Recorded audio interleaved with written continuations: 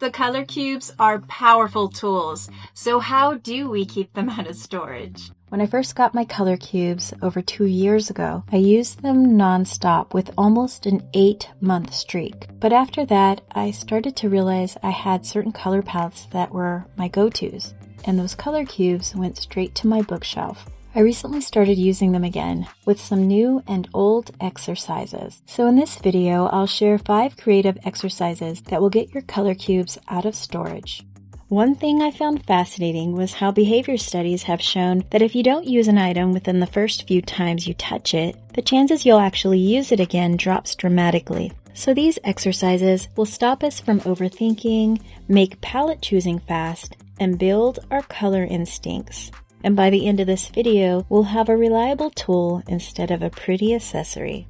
And stay with me because at the end of this video, I'll share one work in progress page that was rescued by one exercise. And this video was requested by Mandy, and a dozen people also requested a similar video. Grab your color cubes, your art supply of choice, and don't worry, you don't have to take any notes. I'll leave that in the video description. Let's start with exercise 1. 1 palette, 3 objects. You can make this a weekly exercise to train you to use a color palette across different types of shapes, textures, and styles. It's one of the easiest ways to stay connected to your color cube without feeling overwhelmed. Pick 1 color cube card, then color 3 small objects using only that color palette. Some examples include flowers, mushrooms, ribbons, and leaves. Some of the benefits is how it builds color palette confidence. You learn how flexible one color palette can be. Another benefit is that because you're starting a page, the rest of the page may inspire you to finish it. It also creates a weekly habit for you to touch your color cubes. And if you're enjoying this video so far, please help me out by subscribing or sharing which exercise you want to try. Exercise 2, Color Palette Remix. This is a creative exercise that will help you expand your color cube cards. Instead of using the card on the front, as is, you're going to start adding a twist by adding some additional colors for more depth. Think of it as upgrading a simple color palette into something that feels more custom to your style. Pick 1 card, add the lightest color, add your mid-tone color, and 1 darker color for each of the colors in the card. Then swatch all the colors that you end up with to see how they look together. You could just hold on to that color palette, or you can start your project right away. And some of the benefits of this exercise is that it builds your color theory without realizing it. You naturally start to understand value, contrast, and harmony without any lessons. You also lose that pressure of having to use your color card exactly the way it is. You learn to adapt, stretch, and play with what you have. And that's incredibly beneficial when you're experimenting. Another benefit is that it teaches you how to customize your color palettes. Whether you love soft fantasy, moody forests, or bold, vibrant pages, this exercise helps you shift any palette so it feels like you. Exercise 3, the shading flip. This exercise uses the opposite color family for shading, instead of reaching for a darker version of the same color. And the best part is, you don't have to do this everywhere. You can use it in areas you want a little bit more depth or visual interest. Step 1. Select a color cube palette. Based on your design, decide what you want to have more interest. Instead of providing a darker version of the same color, provide some shading using a color from the opposite color family. And this works really well on floral, foliage like leaves and greenery, fantasy creatures, and any area that feels a little flat. Here's an example. Let's say you're coloring trees, and you plan to use brown for the bark. Instead of shading the bark with a darker brown, start by shading with a dark blue, then finish the area with brown. And you don't have to be precise or perfect on the color shade. This is more about adding contrast or interest. And as you start mixing those colors, the bark will look much more dimensional. Some easy opposite color examples. Let's say you have pink flowers. Shade with green or aqua. As for green leaves, shade with plums or magenta. For yellow elements, shade with soft purples.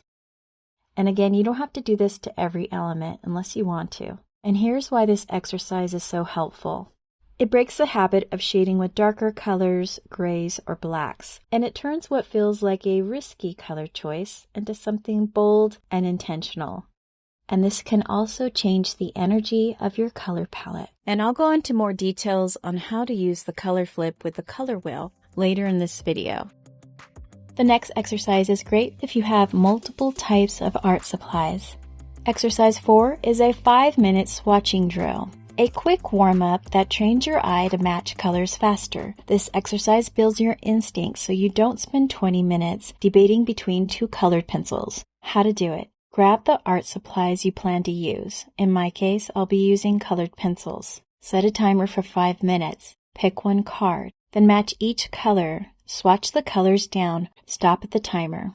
And let's talk about some of the benefits. It strengthens your eye for color. After a few sessions, you're going to start matching those colors instantly, without second guessing.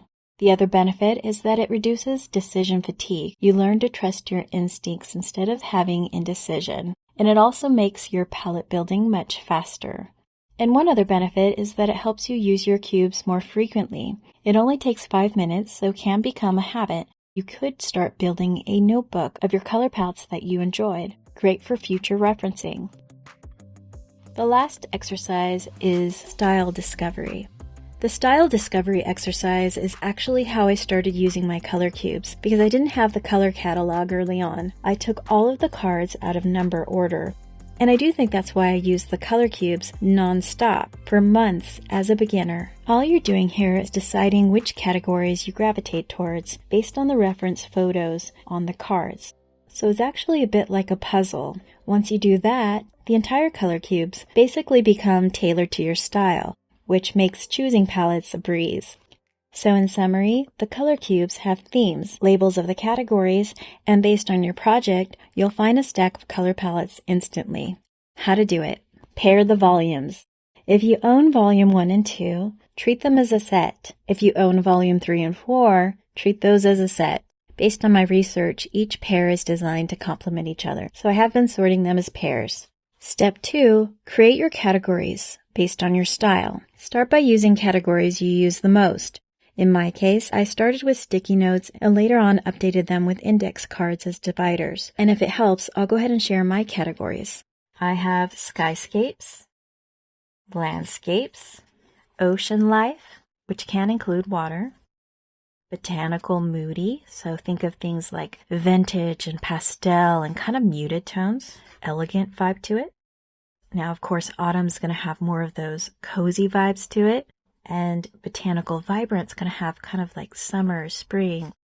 I also have fantasy and mythical, so think of pinks and purples and blues. Ethereal kind of vibe too, can have a little bit of pastels. Futuristic. So in my case, I would think of futuristic as a little bit colorful, so I would also put neon in this category. Animals. Any of the reference pages that have animals. Romance and cute is often colors I rarely use, so pretty much pinks and mahoganies and anything that reminds me of something like that. Then I have cozy or autumn, and then winter holiday. You can also have one that is related to lighting. I think I put some of the color cube cards that have lighting into cozy, or you can also put that under winter, if that makes sense. And then I also have a wild cards. Anything I don't know what category to put it in, I have that as well. Everyone's categories may be different, and you're welcome to use any of my categories too. Select one of the color cube volumes. Pull out every single card from the volume and flip through them one by one. Check the color reference photo and place each card into the category it feels like it belongs to. And if you can't decide that right away, just add it to a pile for now. Then make another pile of color cards you aren't connecting with. You want each category filled with color palettes that intrigue you or inspire you in some way. Step 4. Repeat the same steps with the other color cube volume, and you'll gradually start to notice patterns about your style. Step 5. For the wild card pile you didn't know what you wanted to do with, you could keep it as is and check through that whenever you're inspired in some way, or you can go through it again and check the color palettes instead of the color reference photos. But it's not a problem if it stays in the wild card pile. Step 6. For the color cube cards that you didn't connect with, safely store them in a container, and after this exercise is over, you can place them back in number order for the color cubes. And now you have your color cubes sorted into style discovery. I actually enjoyed using this early on because every time I picked up a stack based on my project, I instantly found a color palette. Let's talk about the benefits of style discovery. It cuts down overwhelm instantly. Instead of flipping through hundreds of color palettes, you know exactly where to look. This also teaches you some color families. And one of the most important things about this exercise is how it makes your color cubes feel more like a tool instead of an accessory. Because as we shared earlier about human behavior, we touched every single card, so this can increase a desire to use them more. If you're a beginner, I do recommend trying this exercise. Work through at least 12 different projects or coloring pages before you put the color cubes back in numerical order. Now I do have an alternative option if you don't want to break the number order for your color cubes. There is a lighter version of this exercise. You could pull out the digital color catalog, choose the categories that match your current project, and then pull out 20 cards.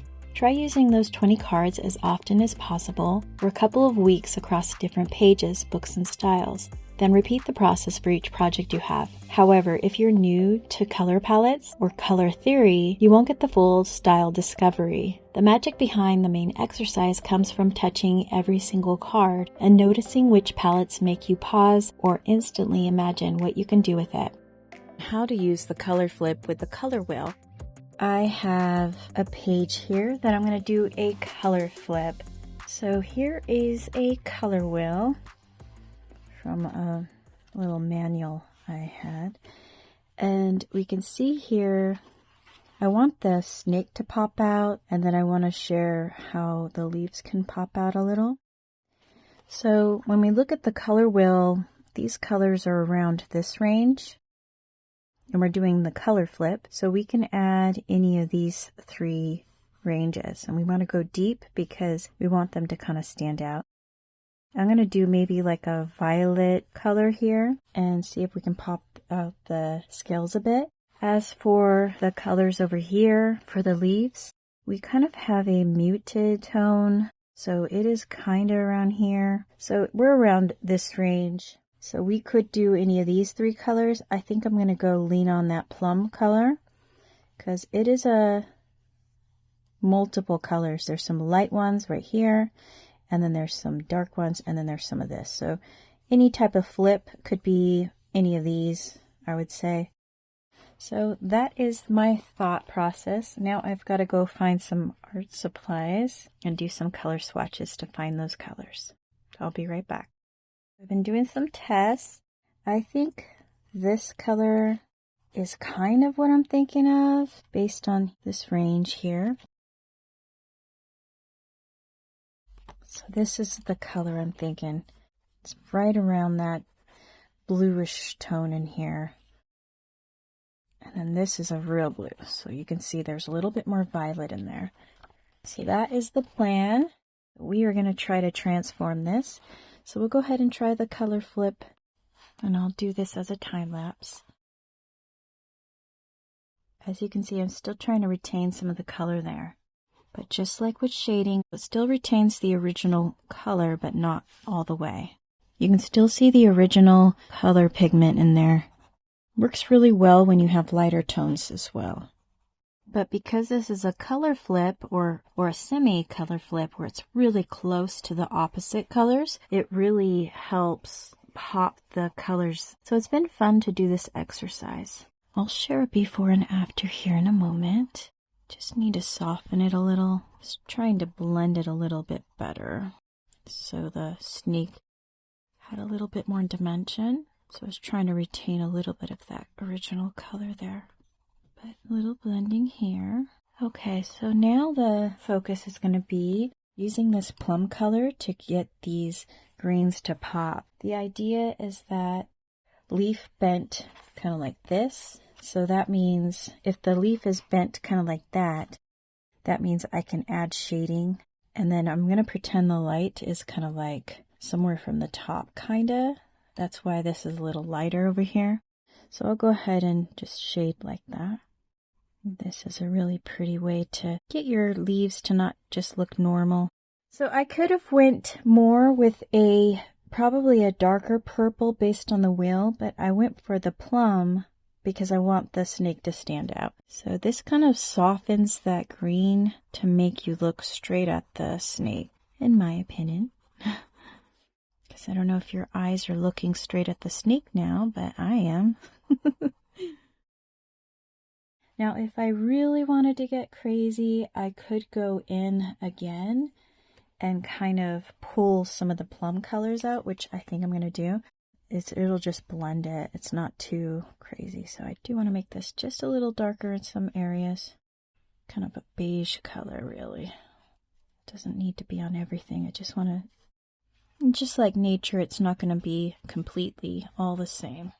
Now, if I wanted to, I could bring in a white pencil here and kind of blend these a little, which I think I am going to do real quick, just so it looks a little bit more finished.